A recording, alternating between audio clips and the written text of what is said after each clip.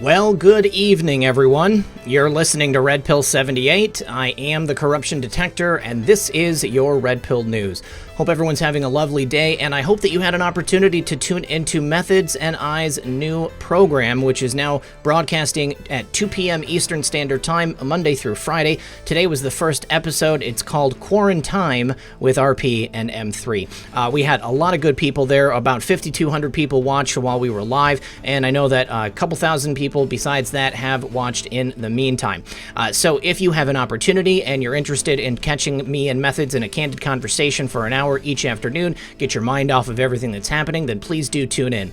Well, guys, we've got some really good news for you today. Some posts from the return of our favorite Anon. We're going to go over those in detail, and we've got a couple other tidbits as well. We're going to talk about Bill Barr. We're going to talk about the condition of Joe Biden, and it unfortunately seems to be worsening, and probably a couple of other things. So please, everyone, do sit back, relax, grab your popcorn, and we'll be right back after a brief word from our sponsor.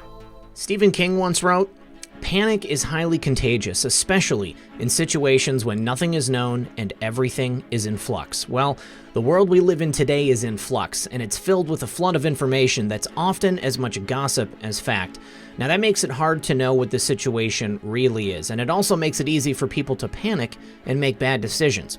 The only way not to get caught up in that chaos is to have a plan allowing you to avoid dealing with empty store shelves, long lines, and in the worst case, desperate people. Use today to prepare. A great place to start is storing food in your home, and I'm prepared myself, and I even ordered more recently. Now, the experts at My Patriot Supply have told me that orders have now reached about 100 times the normal volume, and they're shipping on a first-come, first-served basis. With this unprecedented emergency, orders are being delayed, sometimes 8 weeks or more. I urge you to add your order to mine today, because the sooner you order, the sooner you can get your purchase. Take action so you're ready for what's coming and save $70 on a 2-week emergency food kit when you go to my special website, preparewithredpill78.com. Those that know what's coming are preparing today. Go to preparewithredpill78.com. Once again, that's preparewithredpill78.com. And remember, when you support my sponsors, you support this channel. All right, first of all, today I wanted to show you guys this image that Dan Scavino dropped on his Instagram and Facebook yesterday. It seems to be a picture, maybe in the American Southwest. There are some cactuses around, but this looks like a propane tank, and it says, "We will prevail." And obviously, I think that this is in regards to what's happening right now, the CV-19. But then on top, we've also got another message which is painted, and it says hashtag in it together. And then there is the 17th letter of the alphabet. I think this is pretty amazing to have Dan Scavino, the comms director for the White House for President Trump, and who's someone we have theorized on the program before has something to do with the entire operation. So this is Dan Scavino giving a big nod and is one step away from the president posting something himself.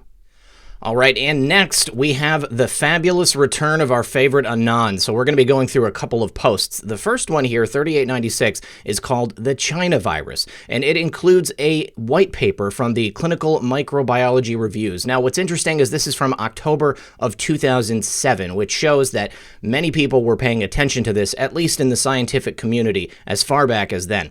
And it's entitled Severe Acute Respiratory Syndrome, CV, as an Emerging and Re-Emerging Infection. And it says the presence of a large reservoir of SARS-CoV-like viruses in horseshoe bats, together with the culture of eating exotic animals in southern China, is a time bomb. Now, that shows you why this should be called the China virus. And then it says again, the China virus. Worth remembering. And it takes us to a video. Let's go ahead and check that out. Now, this is a 43-minute, 9-second video, and it is Mike Pence making remarks on the administration's policy towards China. So this is obviously something we're not going to be able to go over today, but I do suggest you guys go and watch it because there's some good stuff in here, and it shows why China would have a vested interest in making sure that President Trump and Vice President Pence do not get reelected come November. Now it continues, Wuhan Institute of Virology, geolocation, question mark? Well, it's right there in the heart of where this outbreak took place. First biosafety level 4 lab, 2015. That's when it was built. City, province, origin, hot zone, geolocation, in the exact same place. And then we have a Department of Justice press release in regards to that Harvard University professor and the 2 Chinese nationals charged with 3 separate related incidents of spying or working with China. And from that article, it says, unbeknownst to Harvard Technology, beginning in 2011, Lieber, the scientist, became a strategic scientist at Wuhan University of Technology in China and was a contractual participant in China's 1,000 Talents Plan from in or about 2012 to 2017, and then rapid spread. And then we have an article from the Epoch Times, also one that Matt Couch had sent me yesterday, so good job on that, Matt Couch, for getting it to me before it even was dropped here in the board. Let's go ahead and take a look at what that says. And it says that there are 21 million fewer cell phone users in China, which may suggest a much higher CCP virus death toll than we were previously told. Now, unfortunately, we have to go ahead and enter our email to read this. I've already read my 20 articles for this month, but essentially it says that in China, you cannot get away without using a cell phone. And in March, it was reported that there were 21 million fewer cell phone users than there were just very, very shortly before that. So what that says is that more than likely there are 21 million people who no longer exist on this planet. You have to have a cell phone to give you a health code. You have to have a cell phone to vote. You have to have a mandatory face scan on each cell phone to even log in. And all of that information, the CCP takes and it goes ahead and catalog so that it knows exactly who you are, what you're doing, where you're going, everything about you. So if 21 million people are no longer using cell phones, that's not good for them. Now it says end POTUS rallies, end POTUS economic gains, end POTUS unemployment gains, end POTUS A, B, C, D, and continuing. All of these things right here happened as a result of this global tragedy. Weaken prior to presidential election. This is the goal of this virus.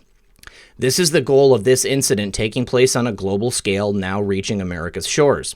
Delay U.S.-China trade negotiations, as it necessarily has. China prefers Biden and VP as president. Shelter Biden public appearances. He can't go out because of what's happening.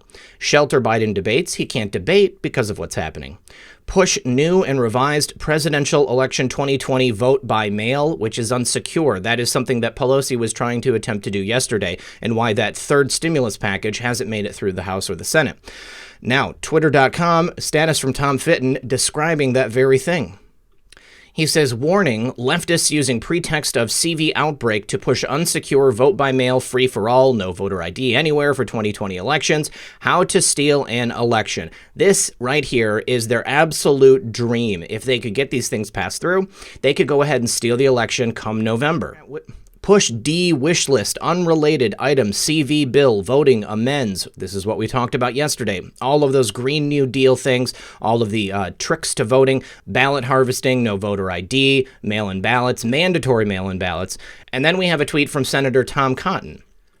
Tom says, families and businesses need help now to survive the CV pandemic. But Speaker Pelosi walked away from negotiations to write her own bill, full of absurd provisions completely unrelated to the crisis at hand. Here's what Speaker Pelosi is demanding while Americans suffer. This is a full list. Corporate pay statistics by race and race statistics for all corporate boards at companies receiving assistance. Bailing out all current debt of Postal Service. Required early voting. Required same-day voter registration, $10,000 bailout for student loans. For companies accepting assistance, 1/3 of the board members must be chosen by the workers. Provisions on official time for union collective bargaining. Full offset of airline emissions by 2025. Greenhouse gas statistics for individual flights. Retirement plans for community newspaper employees. $15 minimum wage at companies receiving assistance. Permanent paid leave at companies receiving assistance. And he continues, the Democrats see an opportunity in this crisis, not to help the American people, but to hold an emergency relief bill hostage until they get their radical wish list. How long will Arkansans and Americans across the country have to wait? Now, this right here, Never let a good crisis go to waste, just like Rahm Emanuel said. And Nancy Pelosi is taking this right out of the Rahm Emanuel playbook. This is absolutely despicable that she would try to hold up this relief bill to include these many things, these 12 individual items that have absolutely nothing to do with the crisis at hand. It's time to help the American people, Speaker Pelosi, not to help you and your cronies. Now it continues. What is the mathematical probability this occurs? The time bomb explodes at the exact point in time that allows for maximum damage above prior to the presidential election. Well, it is absolutely statistically impossible and mathematically improbable as well. Outside of standard deviation, way outside. Who benefits the most? Well, the Dems and the Chinese government, the CCCP. Mueller failed. Impeachment failed. Why was it critically important that impeachment be rushed in the House? Mainstream media, D-Party, Hollywood narratives all failed. The coup failed.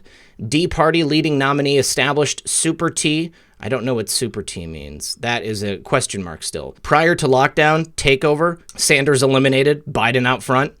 Well, Occam's razor simply states that of any given set of explanations for an event occurring, the simplest one is most likely the correct one. Now, James Woods put out a video yesterday where he talked, there was a doctor, and he was discussing the what-ifs surrounding this situation. How it has an incredibly long incubation period, which allows people to remain contagious and to pass it along without even knowing that they're sick. And then once it does affect people, it only seems to affect the weakest across the globe, that being the elderly and the infirmed. Really, the people who are the least productive in society. You would expect if it was affecting the old, it would also be affecting the young, but it's not. Those youngins are going to have to grow up and become workers. The old people, they've already done their job, and now they're sitting in retirement. China has 1.7, or rather had 1.7 billion people, many of whom were older, infirmed people who were no longer part of the working class, who were now retired, staying at home, and who were not productive members of society, at least certainly not from the CCP's point of view.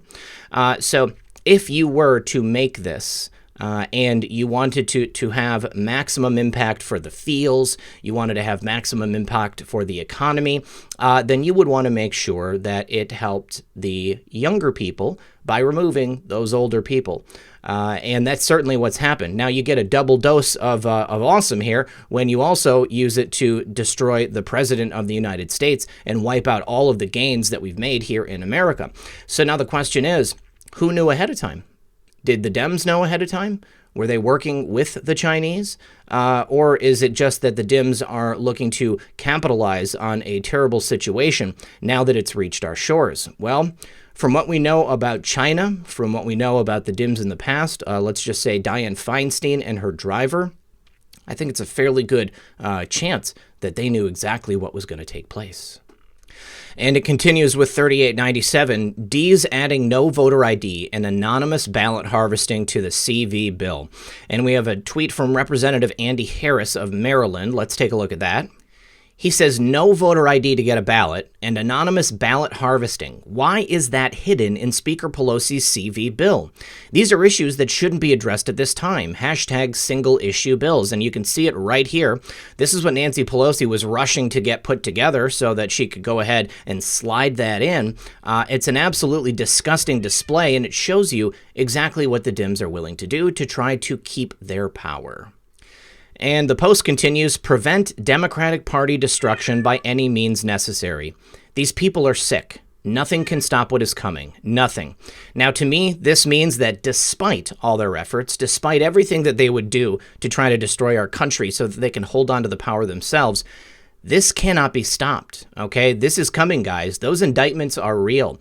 And I'll tell you what, I got a tip from somebody very high up in the federal government who let me know that these are actual things. For anybody who says that these indictments don't exist and people are crazy, Simone. All right.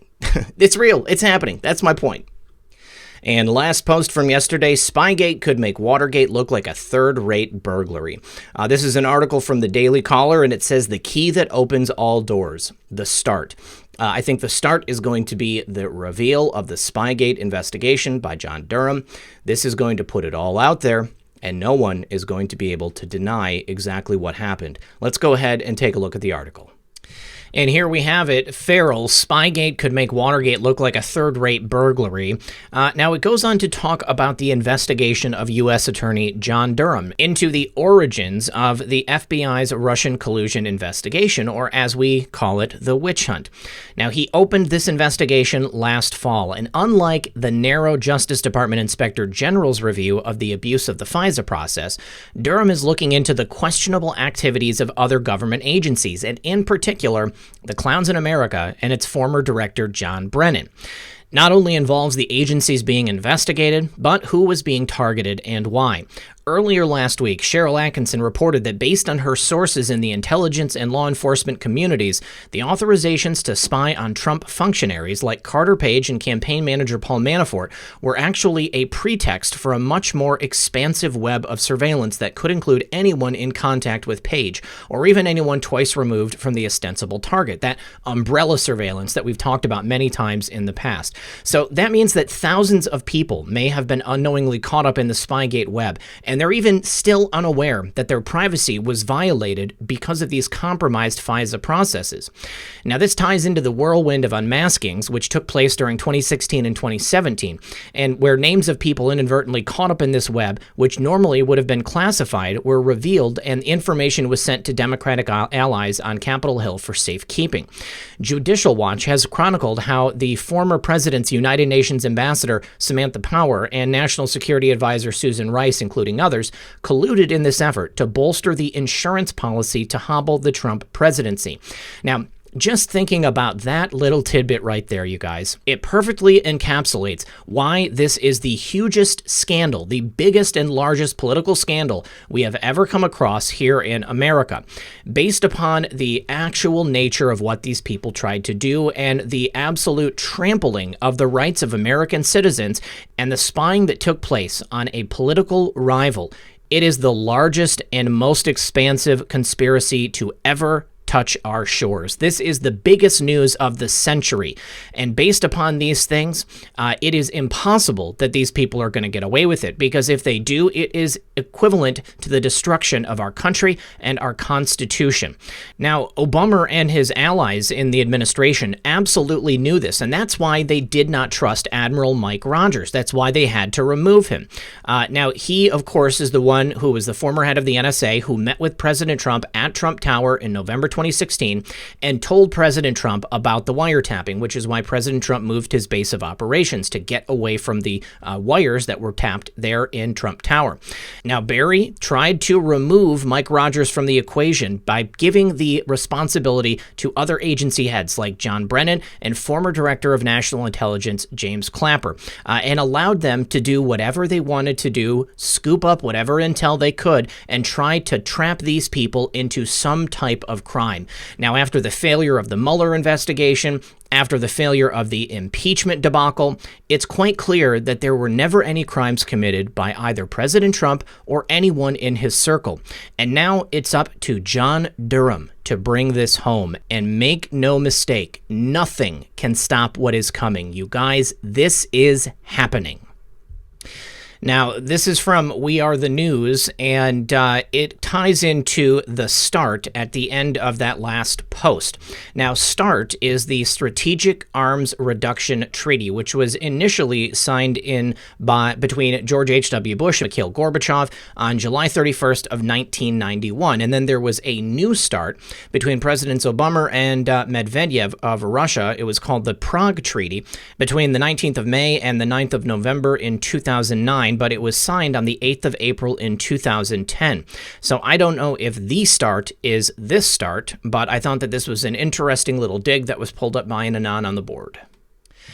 This is some interesting news here, too. Senator Martha McSally has introduced legislation to block the Senate's pay until they pass this CV relief package, which I think will go a long way towards making them actually get their heads together and get this legislation passed through. So very, very good idea. She says if Americans aren't getting paid, then neither should the senators failing to support the workers and families who need help making ends meet. Now, this comes as the Senate has failed again to pass a procedural cloture vote Monday on a Phase 3 CV stimulus bill, as there had been continued internal dispute between both parties. So, Martha McSally, I salute you. Thank you very much. Well, next up, although I don't fault him for wanting to be safe, and of course the Congress and everybody else, but Bill Barr's testimony before the House Judiciary Committee has been postponed due to the current situation. So Jerry Nadler announced this yesterday, that the committee has been postponed for its March 31st hearing with Attorney General Bill Barr due to everything that's taking place.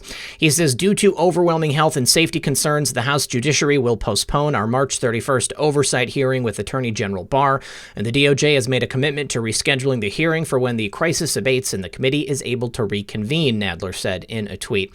Now, I'm sure everybody remembers that last month Barr accepted the invitation to testify before Congress on the 31st because the Dems have been demanding answers from Barr on his intervention in the Roger Stone case. Well, it was clearly a case of judicial mismanagement and prosecutorial misconduct, so I applaud Attorney General Barr for intervening on Roger's behalf. Now, the Dems also want to know why corrupt U.S. Attorney Jesse Liu's nomination to the Treasury Department was pulled. That was a moment of epic trolling on behalf of President Trump and the administration. They said, in your tenure as Attorney General, you have engaged in a pattern of conduct in legal matters relating to the president that raises significant concerns for this committee, the Dems wrote, saying that the Roger Stone intervention requires immediate attention. The Dems said they also want to ask Barr about the creation of a process by which Giuliani can give the DOJ information about the Biden crime family. Never forget that Nadler, Schiff, and Pelosi were obsessing over removing Trump from office with impeachment as the CV pandemic began to spread across the world. And also never forget that President Trump, during that time, while his attention was split in a million different directions, had the forethought to put together this task force that you see on a daily basis in these pressers that he and the other people are doing. Now, what's really funny to me here, this process by which Giuliani can give the DOJ information. Bill Barr's already gone on record saying that anybody can give the DOJ information. If you have knowledge of potential or major crimes being committed that are putting the sovereignty of the United States at risk, then I encourage you yourself to go to the Department of Justice and give them that information. That's exactly what Rudy Giuliani has done. He has put together an incredible and a very impressive case against the Biden crime family. And once again, it's only a matter of time before that information becomes public and before these investigations see the light of day. All right, guys, one more for you today. Joe Biden is still broadcasting from the comfort of his home. He was on The Political View earlier today, and he said, "We have to take care of the cure. That will make the problem worse no matter what." Now, is he just confused, or is he talking about the situation with the Dems and his prospects of becoming president should the cure actually work and save American lives? Well, Biden appeared virtually on ABC's The View Tuesday morning from the comfort of his palatial Wilmington, Delaware estate. He's currently practicing social distancing because of the pandemic that we see before us right now. And so far, it has not gone well. On Monday, he was stumbling around and losing his train of thought when the teleprompter went down. He had to signal to his staff. Then he butchered Massachusetts Governor Charlie Baker's name and forgot what century we're in. Then today, he tried to dunk on President Trump, and he failed miserably. Now, President Trump has repeatedly tweeted the cure cannot be worse than the problem and has suggested Americans will be out of quarantine and back to work soon. And then he was asked, "Are you at all concerned," as President Trump said, "that we cannot let the cure be worse than the problem itself?" The co-host of the View said, and he said, "We have got to take care of the cure. That will make the problem worse no matter what." And it absolutely makes no sense. Let's go ahead and listen to the clip. Sarah Haynes, in Hot Topics, we talked about Trump saying the government would reassess the recommended period for keeping businesses shut and people at home. Are you at all concerned, as Trump said, that we cannot let the cure be worse than the problem itself? We have to take care of the cure. That will make the problem worse no matter what. What? Yet another example of exactly why we cannot allow Joe Biden to win the presidency of the United States of America. This election has the opportunity to be the most important of our lifetime. And I just want to say to everyone watching this, I know that there are some of you out there who have never voted. If you are not registered to vote, make sure that you register to vote and make sure that you actually do come November, because we need the support of every American in this country in order to get President Trump back into office so that we can continue the agenda of forwarding America on into the 21st century. Otherwise, we look at the possibility of sliding backwards, of losing every single gain that we've come to until this point. And what we need to do is focus on making America better, not going back to the way things were, because you take a look behind you, and that's not what I want to see for this country. Well, guys, I myself am looking forward to more posts from our favorite Anon. I truly do believe that nothing can stop what is coming. It's only a matter of time. Use this opportunity that we've been given to sit down, relax, get a little quality time in with your family, maybe some people that you haven't had time to speak to in a long time, and take care of some things that you've been unable to take care of in the months that we've had, because it's been a very busy time, and I know that a lot of people are working harder than ever to make sure that America keeps on moving. As always, this has been Red Pill 78. I am the Corruption Detector, and this was your Red Pill News. Good luck, everyone, and God bless. Hey guys, one more thing. It's Red Pill. I just want to say thank you once again to everybody that has helped to support the channel. If you'd like to get involved, you can go ahead and check the show notes in the pinned comment and the description. There's always good information in there. I've got a couple of backup channels. I ask that you go ahead and subscribe to them, because if anything does happen here, I will start publishing there. And if you want things like merchandise or anything else, there is a bunch of information that you can find right below this video. All right, guys, thank you very much, and I'll see you tomorrow.